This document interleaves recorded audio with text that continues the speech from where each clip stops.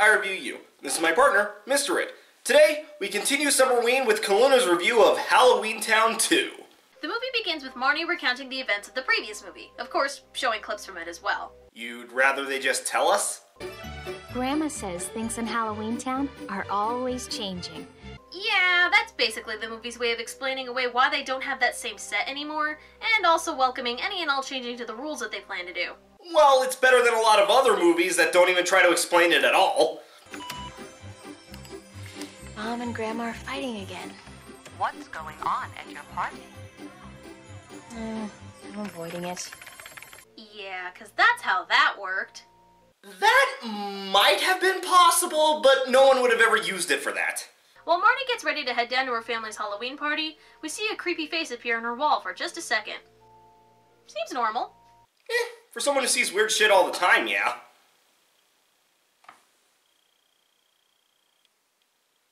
Aki heads up to her magically hidden room to check on Halloweentown through her crystal ball. A convenient way for the movie to introduce a couple of characters who will be relevant later, especially Gort, an ogre whose house is where everything that goes missing magically ends up. Hey wait, that looks familiar.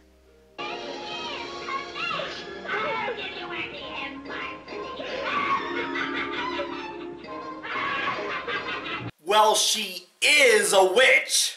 Sophie shows that she hasn't lost her Deus Ex Machina powers, and she senses that something wicked this way comes. Aggie doesn't sense anything, which makes her worry. Very perceptive of her not to deny the ability of her little plot device. Aggie has always been the kind of character to trust gut instinct. Whether or not she's right to do so... Before they're able to hash out their problems, a matching set of hot guys show up. One for each of them. A man named Alex and his son Cal.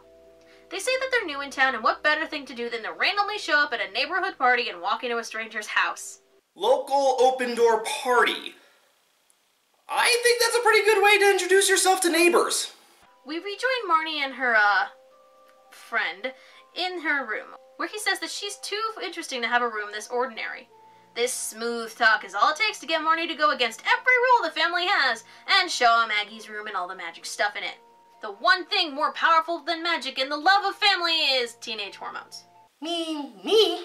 Figures. He seems especially drawn to her magic book, whose title can be translated to, I kid you not, Magic Book. Subtlety has never really been Halloweentown's strong suit. This movie in particular likes to drop little things here and there to remind us of stuff that's happened in the previous movie, like Marnie accidentally saying it was difficult to get hair of a werewolf. The rest of the series kind of becomes a continuity nightmare, so that stops being a thing after this movie. And the movie's overall quality takes a pretty good plunge after this film. Coincidence? The scene cuts back to the kitchen and Cal takes his leave. Meeting you is everything I hoped it would be.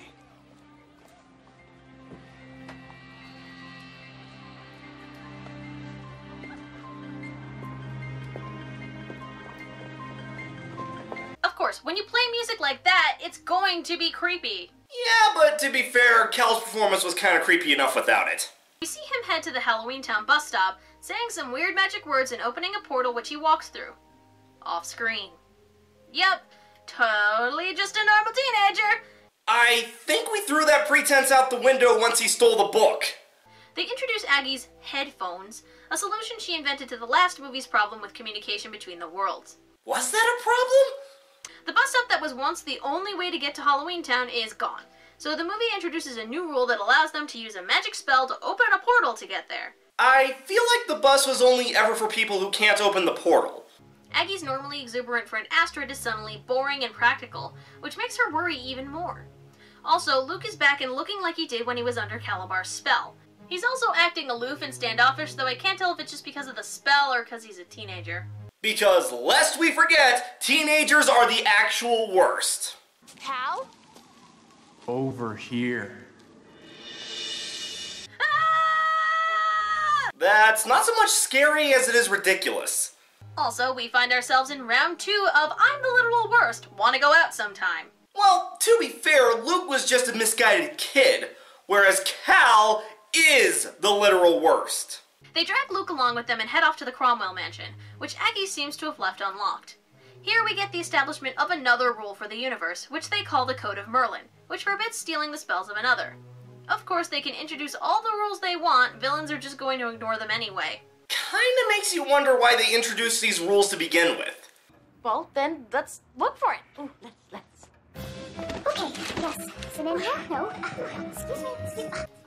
Oh, jeez. Looks like I hit the fast forward button on my remote. Maybe it's in here. No, it's in here. No, it's in here. I know it is. Oh, that's the movie. Because watching this thing in normal speed is preferable? They can't find the book anywhere, but as Marnie is complaining, the gray spell affecting Luke suddenly stops, turning him into... Carrot Top? Well, a hotter one anyway. Yeah, that was always weird to me. Why did he want Calabar to make him handsome in the last movie when he was gonna look like that 2 years later? Cut back to the mortal world where Gwen and Alex are preparing to head off to the costume party at the school. Dylan volunteers to stay home and watch Sophie, so the pair is able to leave. Let's face it, Mom, there's no way I'm getting any in this movie. Or in any film, sadly enough. Cal shows up again to brag a little more, and also reveals that his dad, Alex, is actually something he created, and he drops just enough hints to let Aggie know what he's planning.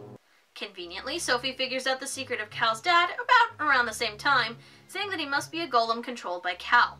That's her plot device powers for you. Marnie is desperate to find a way to stop the spell affecting Aggie, relating it to how hackers use backdoors to get into computers.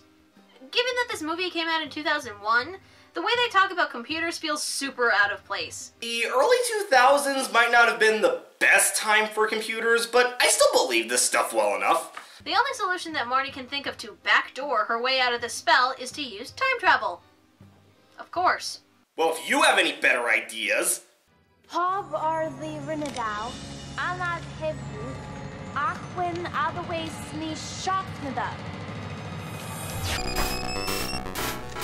Oh no. Given the analogy used earlier, that's actually a pretty perfect clip. After a brief interlude showing Sophie and Dylan flying to the school, we see Marnie and Luke searching for the spellbook, but they learn that Calabar had bought it from Gort 50 years before. Great to find that everything that the heroes have been doing for the last 45 minutes of the movie was a complete waste of time! Yes, but wasn't it just so entertaining? I have no idea whether that was sarcasm or not. How come time in the mortal world continues to move forward for Marnie, despite her going back in time? Shouldn't that be irrelevant? Wibbly wobbly, timey wimey. Actually, never mind that. Oh no! Don't you even get me started on time travel theory again! And they tell Gwen that Cal is Calabar's son and Alex is a golem.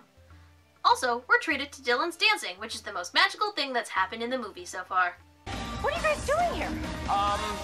Well, we're just rocking to the beat. Turn down for what?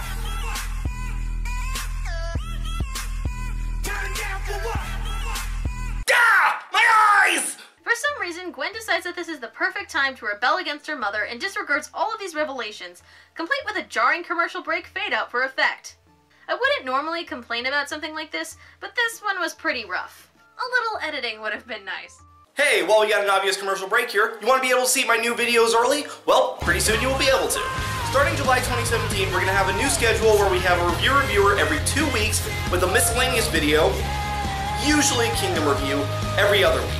And by donating just $1 a month to those dudes that have Patreon, you'll be able to see all these videos a week early. I hope you guys will consider helping me turn this review thing into an actual job, and, well, back to the show. Hey. We find out that the incantation for the gray spell is apart, which makes you wonder how witches in this world aren't accidentally casting it once in a while in everyday conversation. I'd say that maybe it has to be intentional, but then Marnie reversed the spell by accident. You know, that looks just like a Stephen Hawking description of a non-stellar black hole. Funny, that's just what I was thinking. Yeah, that sounds more like something Dylan would say. Luke and Marnie hope that they can make it back in time before the portal closes, which just raises further questions about how time works in this friggin' movie. Whatever, I'm still distracted by the thought that this timeline just needs better music.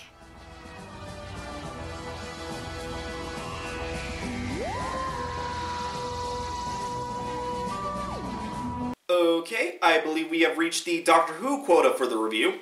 All hell breaks loose as humans are transformed into monsters all around the room, though some people aren't transformed, depending on what costume they picked. Oh my god, guys, people are turning into the things that they're dressed up as! Wait a minute, I have an idea! I'll save the day! Aww. Even if it did work like that, I think you'd need more than just the mask.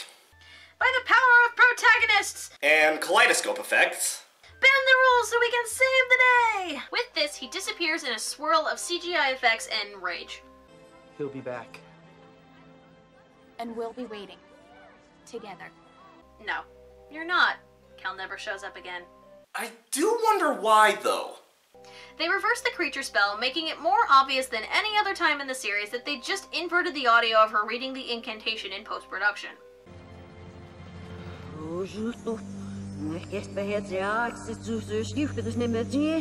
When you become a proper witch, you'll learn to do that. Something I realized we never mentioned in the last review is that Calluna has a tendency to summarize part of the movie, but then just let the movie play out, making her narration kind of pointless. That's done less in this review, but it's still a bit of a problem. Criticisms made are still valid though, and the video was still overall fun to watch. I'm the reviewer. You review it, I review you.